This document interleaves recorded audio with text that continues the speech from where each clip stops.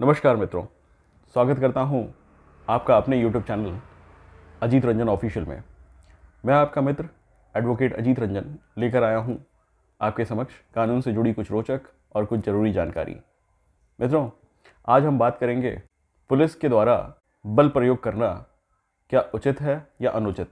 अक्सर हमने अपने इर्द गिर्द अपने इष्ट मित्रों में ऐसा सुना होगा कि पुलिस ने उनके ऊपर बल का प्रयोग किया। चालान का केस था, उन्होंने कोई डॉक्यूमेंट मांगे, उसमें बहसबाजी हुई और पुलिस ने उनको पीट दिया या उनके ऊपर बल का प्रयोग किया या उनके साथ अभद्रता की। ऐसे में हमें अक्सर ऐसा लगता है या आम जन को अपने अधिकारों के बारे में जो नहीं जानते हैं उनको ऐसा लगता है कि पुलिस को ये पावर प्राप्त है कि वो किसी के भी विरुद्ध बल का प्रयोग कभी भी कर सकते हैं, पर ऐसा नहीं है मेरे मित्रों।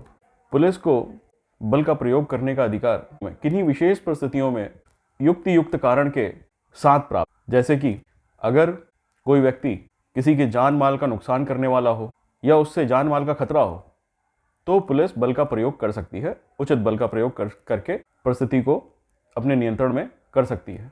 या कोई व्यक्ति पुलिस पर ही हमला बोल दे, ऐसी परिस्थितियों में भी पुलिस उचित बल का प्रयोग करते हुए परिस्थितियों के ऊपर नियंत्रण कर सकती है। परंतु बिना वजह मात्र छोटी सी बहस को लेकर अगर पुलिस किसी के ऊपर भी अभद्रता करती है या उनके ऊपर बल का प्रयोग करती है तो वह कहीं से भी उचित नहीं हो सकता, वह अनुचित है और उसके ऊपर कानून में बहुत सारे उपचार मौजूद हैं।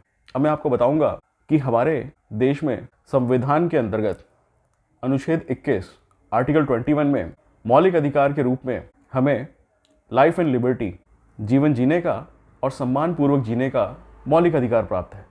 यह अधिकार सर्वोच्च है।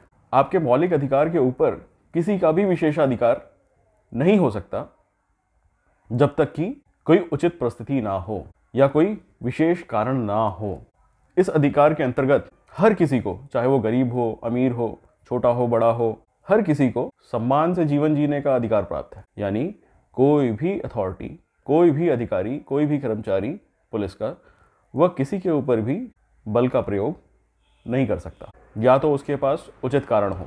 ऐसे केसेस में अगर आपके ऊपर पुलिस के द्वारा अनुचित तरीके से बल का प्रयोग किया गया हो या आपके साथ अभद्रता हुई हो तो आप उसकी शिकायत नज़दीकी थाने में कर सकते हैं। आप उनके ऊपर कंप्लेन देकर एफआईआर दर्ज करवा सकते हैं।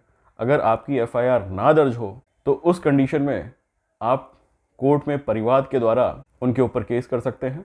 166 आईपीसी के अंतर्गत इनके ऊपर आपराधिक कार्रवाई हो सकती है। मित्रों, आप इसके ऊपर सतर्कता विभाग को भी लेटर लिख सकते हैं और मानव अधिकार को भी लेटर लिख सकते हैं। इसके रिजल्ट में या इन कार्रवाइयों के दौरान अगर आपकी की हुई कंप्लेन सही पाई जाती है तो पुलिस के कर्मचारी या अधिकारियों के ऊपर एक्शन लिया जा सकता है, उनको सस्पेंड किया जा सकता है, उनकी प्रमोशन रुक सकती है या उनकी नौकरी भी जा सकती है। कई बार पुलिस वाले ऐसी चीज़ों को दबाने के लिए फर्जी केस में नाम डालने का डर दिखाकर व्यक्ति को भयभीत कर देते हैं।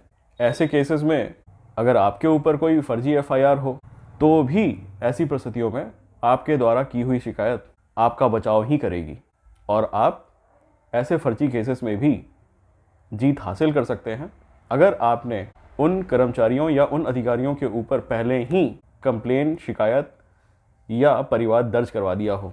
मित्रों, हमारे संविधान में मौलिक अधिकार जो हमें प्राप्त हैं वो सर्वोच्च हैं, जैसा कि मैंने आपको बताया।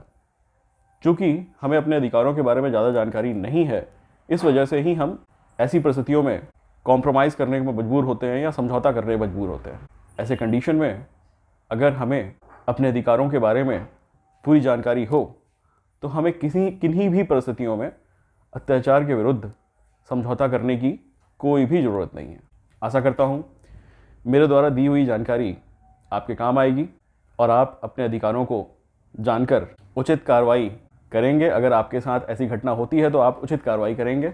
ऐसे ही मैं अन्य जानकारियाँ आपके साथ साझा करता रहूँगा। मेरे इस वीडियो को लाइक करें, शेयर करें और कमेंट करके बताएं कि और कौन सी जानकारियाँ मैं आपके साथ साझा कर सकता हूँ। मेरे इस चैनल को सब्सक्राइब करें। धन्यवाद मित्रों।